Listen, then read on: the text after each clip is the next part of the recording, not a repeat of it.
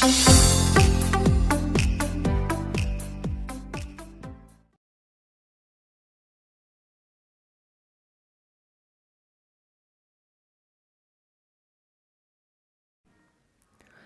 दोस्तों, नमस्कार। आप देख रहे हैं रुद्राज क्वेश्चन जोन अपने मित्र गौरव के साथ। यहाँ पर आप लोग देख रहे हैं कि आज मैं आप लोगों के लिए लेकर के आ गया हूँ उत्तर प्रदेश राजर्षि टंडन मुक्त विश्वविद्यालय का असाइनमेंट पेपर। ठीक है, आपके सामने है असाइनमेंट पेपर 2022-23। ठीक है, इसी असाइनमेंट पेपर को मैं आज सॉल्व कराऊंगा आप लोगों के सामने, और आप लोग देखेंगे कि कितना आसानी से इस पेपर को आज मैं सॉल्व कराता हूँ और आप लोग भी सीखेंगे। तो ये 2022-23 का असाइनमेंट पेपर है। ठीक है, कोर्स कोड आपका है BLIS 04N। BLIS 04N आप सब लोग जानते हैं कि BLIS 04 और 05, 04 फर्स्ट सेमेस्टर में एंड 05 सेकेंड सेमेस्टर में आपके प्रैक्टिकल पेपर हैं, और बच्चे इसी से डरते हैं। लेकिन यहाँ पर बिल्कुल भी डरने की ज़रूरत नहीं है, क्योंकि यहाँ पर मैं हूँ और मैं आप लोगों को यहाँ पर बहुत ही सिंपल तरीके से बताने वाला हूँ कि किस तरह से आप ये असाइनमेंट पेपर सॉल्व करेंगे और किस तरह से आप अपने एग्ज़ाम में भी बहुत अच्छे से DDC का पूरा क्वेश्चन आप कर लेंगे। ठीक है, तो क्योंकि आज मैं पार्ट ए ही आपको केवल बताऊंगा। ठीक है, कोर्स शीर्षक क्या है भाई? कोर्स शीर्षक आप यहाँ पर देख सकते हैं। कोर्स शीर्षक है पुस्तकालय वर्गीकरण प्रायोगिक, यानी कि लाइब्रेरी क्लासिफिकेशन प्रैक्टिकल। 30 नंबर का है, असाइनमेंट है, क्योंकि 70 नंबर का पेपर होता है और 30 नंबर का ये कुल मिला के आपका हो जाता है 100। अच्छा भाई, चलिए आगे चलते हैं। यहाँ पर देखिए लिखा गया है कि सभी प्रश्न अनिवार्य हैं। असाइनमेंट पेपर है आपका 2022-23, सभी प्रश्न अनिवार्य हैं।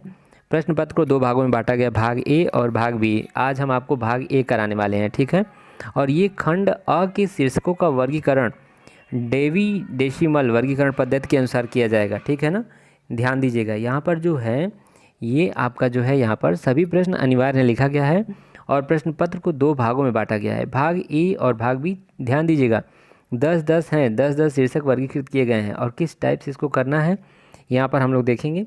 ये देखिए, खंड अ के शीर्षकों का वर्गीकरण डेवी डेसिमल वर्गीकरण पद्धति के अनुसार 19वें संस्करण के अनुसार, और ब के शीर्षकों का वर्गीकरण कोलन क्लासिफिकेशन। ठीक है, CC, यानी कि आपको काम करना है DDC और CC। ठीक है, तो आज मैं आप लोगों को DDC वाला पोर्शन कंप्लीट कराने वाला हूँ आपका असाइनमेंट पेपर 2022-23 का। वीडियो को पूरा देखिएगा ध्यान से। ठीक है, वीडियो को पूरा देखिए और बिल्कुल ध्यान से इस वीडियो को पूरा देखिएगा, क्योंकि यहाँ पर बहुत ही आप देखने वाले हैं ये वीडियो को। यहाँ पर देखिए, खंड अ के शीर्षकों का वर्गीकरण डेवी डेसिमल के अनुसार 19वें संस्करण के अनुसार करना है। ठीक है, ये देखिए 19वां संस्करण है, और खंड ब के शीर्षकों का वर्गीकरण कोलन क्लासिफिकेशन पद्धति 6वें संशोधित संस्करण के अनुसार करना है। ठीक है, दोनों भाग के प्रत्येक शीर्षक बराबर अंक के हैं, यानी कि यहाँ पर देखिए 1.5 अंक का है। ठीक है, ध्यान दीजिएगा।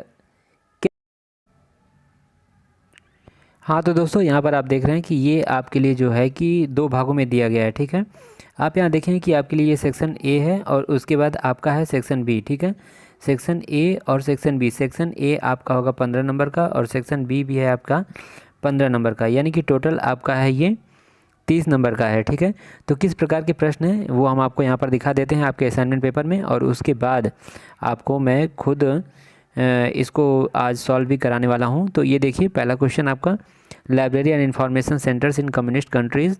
ठीक है, आज मैं इसको सॉल्व भी कराऊंगा। आप वीडियो को पूरा देखिए, तभी आपको समझ में आ पाएगा और पूरा सॉल्व इसका देख पाएंगे। Biography of English poet. तीसरा है public rights and ceremonies of Buddhist religion. चौथा है साइकोलॉजी ऑफ इंसेक्ट्स। 5वां है education, child education in Nepali dominating areas. 6वां है तमिल पोएट्री और critical studies. Life insurance in India.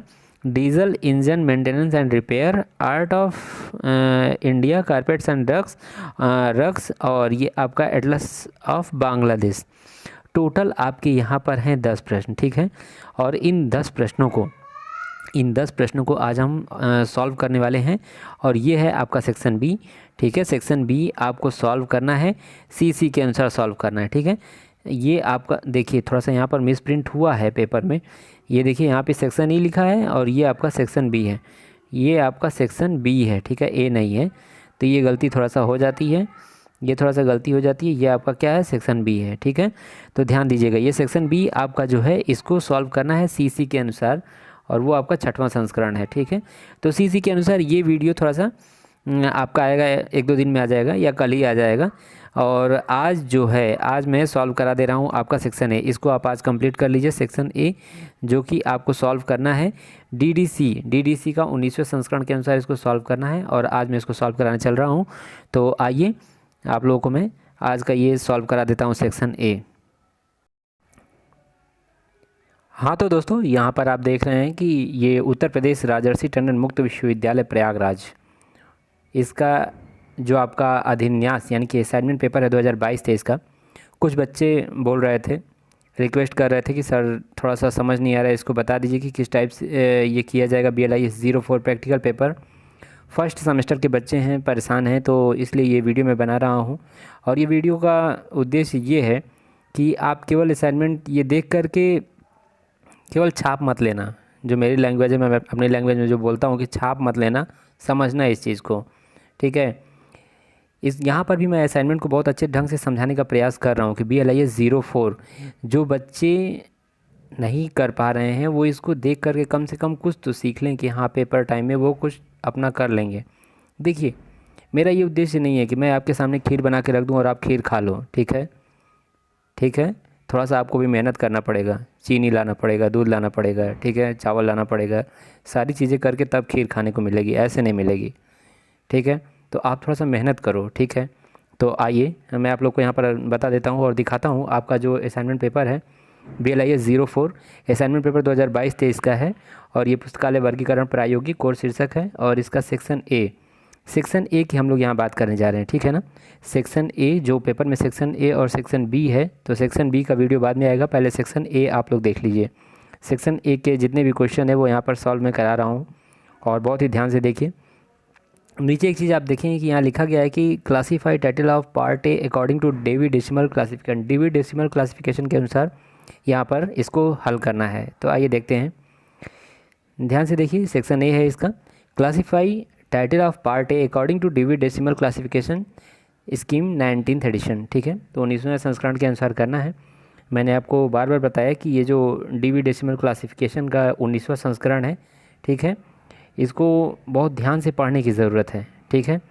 इसकी रचना भी मैंने आपको बता दिया कि इस पद्धति की रचना जो है 1873 में प्रारंभ कर दी गई थी DV जी द्वारा, और उन्हीं के नाम पर इसका नाम पड़ गया डेवी डेसिमल क्लासिफिकेशन, ठीक है।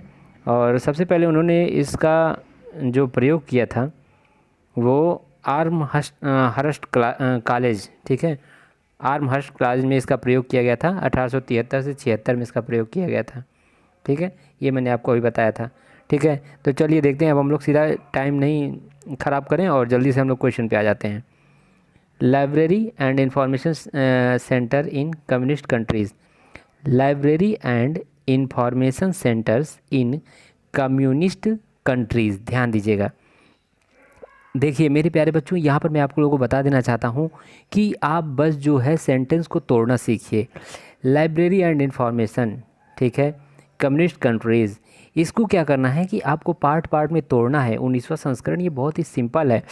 और यहाँ जो कोड आपको मैं बताऊँगा ना, अभी ये सब कोड ये जो लिखे गए मैं बताऊँगा, ये कोड कोई आसमान से उड़ के नहीं आए हैं, ठीक है ना, मैंने अपने मन से बनाए हैं। इस कोड के लिए आपको जो डेवी डेसिमल 19वां संस्करण है वो आपको पेपर टाइम में दिया जाता है। ये मैंने बार बार आपको बताया है कि पेपर टाइम में दिया जाता है, केवल आपको कोड लिखना होता है, उसमें सब कुछ लिखा रहेगा। लाइब्रेरी से संबंधित जितने भी कोड हैं, लाइब्रेरी एंड इंफॉर्मेशन, लाइब्रेरी से संबंधित जितने कोड हैं वो सब लिखे रहेंगे।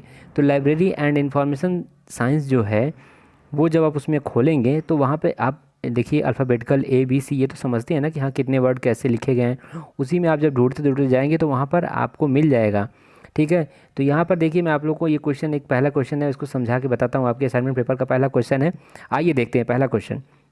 Library and information centres in communist countries, ठीक है। थोड़ा सा हैंडराइटिंग मेरी अच्छी नहीं है इसलिए पेपर अपना देख लीजिएगा, बाकी कोड तो आप समझ ही जाएंगे। तो ध्यान देने की ज़रूरत है। यहाँ पर लाइब्रेरी के लिए देखिए प्रयोग किया गया 0 to 7.0 लाइब्रेरी के लिए प्रयोग किया गया। प्लस का निशान है, हाइफन 17 अच्छा ये 17 किसके लिए प्रयोग हुआ है भाई? तो दूसरा जो हमने ये एक अलग किया था ना कम्युनिस्ट कंट्रीज़ के लिए हाइफन 17 का प्रयोग कर दिया गया। अच्छा ठीक है भाई, इतना तो हो गया। अब इसके बाद लिखेंगे कैसे? ध्यान दीजिएगा इस बात को, ठीक है। ये देखिए 027, ये 3 3 अंक आपको लेना है। 027 पॉइंट लगा दिया, 017 और हल्का सा गैप दे करके 17 लिख दिया। इसका कोई जोड़ा यहाँ पर नहीं दिख रहा है, इसलिए इसको बिल्कुल अलग से लिख दिया 17, ठीक है। कोई 1 या 2 बच जाता है तो उसको अलग से लिख देते हैं, और नहीं तो इसको पेयर, इसको देखिए यहाँ पर कर देते हैं 3 3 की संख्या में लिखते चले जाते हैं पॉइंट लगा करके। बहुत ही सिंपल है, ठीक है। ये देखिए मैं आपको बार बार कह रहा हूँ कि ये 027.0 ये कोई अपने मन से मैंने नहीं लिखा है, ये इसका कोड है जो कि किताब में दिया गया है, जो किताब आपको परीक्षा टाइम में दी जाती है, ठीक है। इसलिए आपको बिल्कुल घबराने की ज़रूरत नहीं है कि ये सब कैसे हो रहा है, बहुत सिंपल है। आपको जो राजर्षि टंडन मुक्त विश्वविद्यालय, उत्तर प्रदेश राजर्षि टंडन मुक्त विश्वविद्यालय की जो बुक मिली है उसमें भी आप देखेंगे तो आपको ये सारी चीज़ें अपने आप समझ आएंगी, बस आप कर नहीं पा रहे हो क्योंकि आप उसके लिए थोड़ा सा समय देना पड़ेगा ना। हाँ ठीक है, समय दीजिए। आगे चलते हैं, दूसरा प्रश्न। दूसरा प्रश्न क्या है, बायोग्राफी ऑफ इंग्लिश पोएट। अच्छा, बायोग्राफी ऑफ इंग्लिश पोएट है भाई, तो यहाँ पर ध्यान दीजिएगा। यहाँ पर इंग्लिश पोएट के लिए देखिए, यहाँ पर बायोग्राफी की बात की जा रही है और इंग्लिश पोएट की बात की जा रही है, दो चीज़ की बात हो रही है, ठीक है ना। तो इंग्लिश पोएट के लिए प्रयोग कर देंगे 821 और बायोग्राफी के लिए क्या प्रयोग करेंगे 09। अब जहाँ भी बायोग्राफी आएगा वो हिंदी का हो, इंग्लिश का हो, उर्दू का हो, जो भी हो, वहाँ पर हम क्या करेंगे 09 बायोग्राफी के लिए लिखेंगे ही लिखेंगे। बाकी ये कोड आपका चेंज होता रहेगा, ठीक है। और जोड़ दिया उसको 821.09 सिंपल तरीके से, और इसमें क्या दिमाग लगाना है, कुछ भी नहीं है भाई, ठीक है, बिल्कुल सिंपल है। देखिए तो अच्छा, आगे थोड़ा सा चलते हैं, तीसरा प्रश्न देखते हैं। यहाँ पर देखिए public rights and ceremonies of Buddhist religion. देखिए यहाँ पर बात की जा रही है, किसी किस की बात की जा रही है, public rights and ceremonies. Ceremonies का मतलब होता है क्या पता है, समारोहण होता है, समारोहण, पब्लिक राइट्स एंड सेरेमनीज़, ठीक है। इसके लिए प्रयोग किया जाएगा क्या 294.3, ये प्रयोग किया गया, ठीक है, इसका कोड है। उसके बाद बुद्धिस्ट रिलीजन के लिए प्रयोग किया गया 352.84, ठीक है, 352.84, ये किसके लिए प्रयोग किया गया, बुद्धिस्ट रिलीजन, जैसे हिंदू धर्म है, ठीक है, ईसाई धर्म है, उसी प्रकार से बुद्ध धर्म है, बुद्ध धर्म के लिए प्रयोग किया गया। और लिखा कैसे गया 294.335.284, 3 3 का देखिए यहाँ पर बन गया, तो 3 3 की संख्या में हमने इस तरह लिख दिया यहाँ पर। बिल्कुल सिंपल है भाई। पब्लिक राइट्स एंड सेरेमनीज़ की बात की जा रही है, किसके राइट्स की बात हो रही है, पब्लिक राइट, यहाँ पर देखिए बुद्धिस्ट रिलीजन की बात हो रही है, बौद्ध धर्म की बात हो रही है, यहाँ पर देखिए इस तरह से लिख दिया हमने, ठीक है। तो ये हमने क्या 3523 आपका जो है कि ये किसके लिए प्रयोग किया है, 294 किसके लिए प्रयोग किया गया, तो पब्लिक राइट्स एंड सेरेमनीज़ के लिए, ठीक है ना। ध्यान दीजिएगा, बहुत सिंपल है, बहुत सिंपल है, इसको करके देखिए, आप खुद ही अपने आप करने लगोगे। अच्छा भाई, ये देखिए चौथा है साइकोलॉजी ऑफ इंसेक्ट्स, ठीक है, साइकोलॉजी ऑफ इंसेक्ट्स की बात हो रही है। तो यहाँ पर जो है इंसेक्ट्स के लिए क्या प्रयोग किया गया 597.7 और साइकोलॉजी आपका सब्जेक्ट है उसके लिए 150।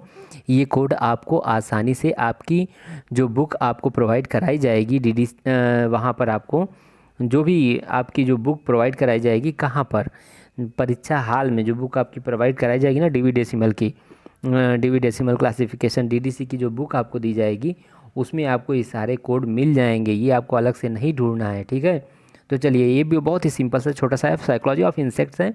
तो 597.7 ये हो गया आपका ये हो गया आपका इंसेक्ट्स के लिए, और इंसेक्ट्स के लिए, और साइकोलॉजी के लिए ये हो गया। उसके बाद जोड़ दिया, जोड़ के लिख दिया, काम खत्म हो गया, जीरो बचा, जीरो को किनारे कर दिया। अच्छा भाई चलिए आगे देखते हैं, child education in Nepali dominating areas. अच्छा, चाइल्ड एजुकेशन की बात हो रही है, पहली बात तो ये हो गई, और दूसरा नेपाल की बात हो रही है, और तीसरा डोमिनेटिंग, नेपाल में भी डोमिनेटिंग एरियाज़ के बारे में बात हो रही है, ठीक है। तो ये तो बहुत ध्यान देने वाली बात है भाई। नेपाल के लिए 915 का प्रयोग हो जाएगा, नेपाल में बात हो रही है। अच्छा भाई, नेपाल के अंदर भी क्या डोमिनेटिंग एरियाज़ के बारे में बात हो रही है। उसके बाद भाई चाइल्ड एजुकेशन की बात हो रही है। अब इन सबको जोड़ के देखिए लिख दिया गया उसी तरह 3 3 करके, ठीक है, ठीक है, ध्यान दिया ना। नेपाल के बारे में 915 हो गया, डोमिनेटिंग एरियाज 305.42 हो गया, और चाइल्ड एजुकेशन के बारे में बात हो रही है तो 370। आपको याद नहीं करना है, आपको बुक प्रोवाइड कराई जाएगी, उसमें आपको ये 370 चाइल्ड एजुकेशन के सामने लिखा हुआ मिल जाएगा। लिखने का केवल तरीका सीख लो मेरे प्यारे बच्चों, आपका क्वेश्चन कंप्लीट हो जाएगा। आगे चलो, Tamil poetry, Tamil poetry a critical study, ठीक है, तमिल पोएट्री की बात हो रही है और क्रिटिकल स्टडी की बात हो रही है। ध्यान दीजिए, क्रिटिकल स्टडी के लिए क्या प्रयोग करेंगे 894 811। और यहाँ पर पोएट्री की बात हो रही है, तमिल पोएट्री की बात हो रही है, तो यहाँ पर क्या हो जाएगा 09 हो जाएगा। क्या हो जाएगा 09 हो जाएगा। आगे चलते हैं। अच्छा भाई आगे चलते हैं, 1 मिनट, हाँ यहाँ पर है 7, ठीक है 6 तक हो गया ना। अब ये देखिए life insurance in India, life insurance in India की बात हो रही है, ठीक है। तो लाइफ इंश्योरेंस इन इंडिया में आप देखेंगे, ध्यान से देखेंगे कि इंडिया के लिए क्या प्रयोग किया जाता है, 54। कुछ तो आपको ऐसे करते करते याद हो जाएगा, 54 प्रयोग किया जाता है, ठीक है। और यहाँ पर लाइफ इंश्योरेंस के लिए क्या प्रयोग किया गया, 368.32 और 368.325 और 4 को अलग से लिख दिया। सिंपल तरीका है बिल्कुल। Diesel engine maintenance and repair, diesel engine की बात हो रही है, डीजल इंजन के मेंटेनेंस एंड रिपेयर की बात हो रही है। तो ध्यान दीजिएगा मेंटेनेंस एंड रिपेयर के लिए प्रयोग किया जाएगा क्या, 620 प्रयोग किया गया। और डीजल इंजन के लिए प्रयोग किया गया, डीजल इंजन के मेंटेनेंस और रिपेयर की बात हो रही है, ये अलग अलग लिख दिया। क्वेश्चन आपका हो गया कंप्लीट। और ये कोड आपको आसानी से डीजल इंजन वाला जब खोलेंगे, डी से अल्फ़ाबेट में जाएंगे उस किताब में, तो आपको ये कोड मिल जाएगा। डीडीसी की बुक आप घर में भी लेके आप प्रैक्टिस कर सकते हो, वैसे तो एग्ज़ाम हॉल में आपको प्रोवाइड कराई जाती है, ठीक है। Arts of India carpets and rugs, अच्छा इंडिया के आर्ट की बात हो रही है, आर्ट ऑफ इंडिया बात हो रही है, कारपेट एंड रग्स की बात हो रही है। कारपेट एंड रग्स को क्या दिखाएंगे, 745.5, 745 इतना हो गया।